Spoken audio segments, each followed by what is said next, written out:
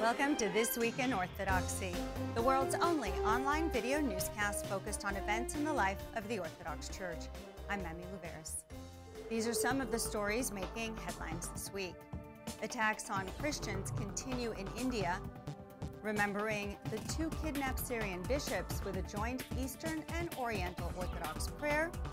Real Break 2016 comes to an end as collegiate spring breaks are over, and summer programs are available for young scholars at Eastern University in Philadelphia.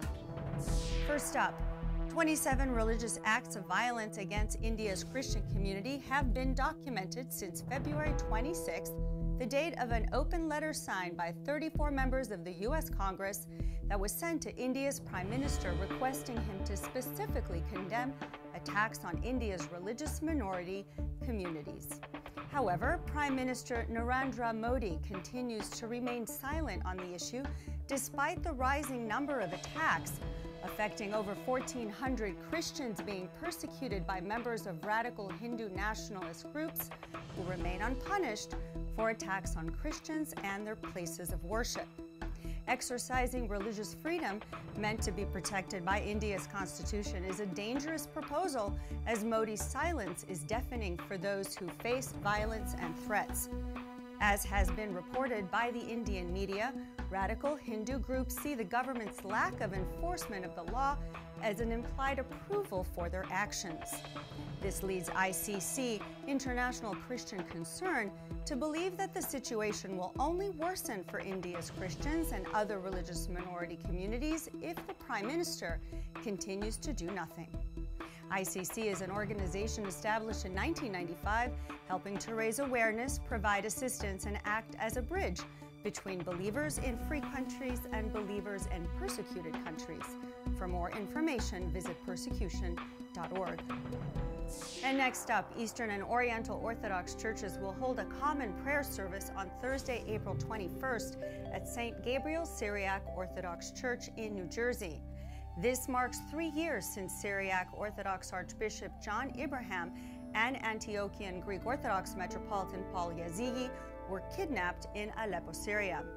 The service, beginning at 7 p.m., is meant to bring people together as they pray for the bishop's safety and for all suffering calamities in the Middle East. A gesture of solidarity between the two assemblies of bishops, this also marks the commencement of the organization's shared work. All faithful are invited to join in the prayer service. For more information, log on to myocn.net to access the full article under Read Orthodox News. And next, Real Break 2016 has come to an end as collegiate spring breaks are over and students look to wrapping up their academic studies for this semester. Spearheaded by OCF, Orthodox Christian Fellowship, Real Break is an opportunity for college students to travel throughout the world during their spring break in order to serve those in need, deepen their faith, and cultivate relationships with like-minded peers. A few of the travel destinations from this year included Thessaloniki, Greece, Romania, Guatemala, Alaska, and Jerusalem.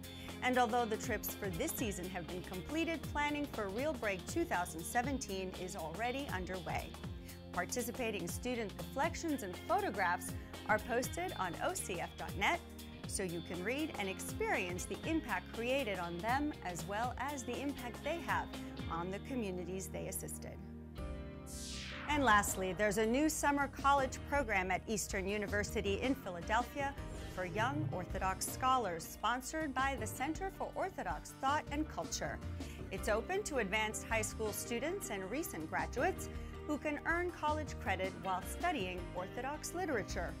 Participants will live in residence on the university's campus from July 7th to the 14th with a select group of peers engaged in rigorous coursework and discussion of great books by Orthodox Christian literary figures. Space is limited and application is required with a deadline of May 2nd, 2016. For program brochure and more information, visit ahorainstitute.org. And in news from OCN brings you another way to share the beauty of Orthodoxy with the world using Spark, the latest downloadable OCN app. An Orthodox Christian news portal, OCN Spark, provides information about events going on in the Orthodox Christian world and persecuted Christians everywhere. The app makes it easy to share news and articles with friends and allows you to make prayer requests for those who are suffering. Visit myocn.net to easily download OCN Spark from iTunes. And much like public radio and TV, the Orthodox Christian Network relies on support from its viewers, listeners, and myocn.net visitors like you. Be a part of our growth and make a contribution today, where your donation can support us as we highlight the Orthodox Christian faith through media, breaking down communication barriers while building up avenues connecting Orthodox Christians worldwide.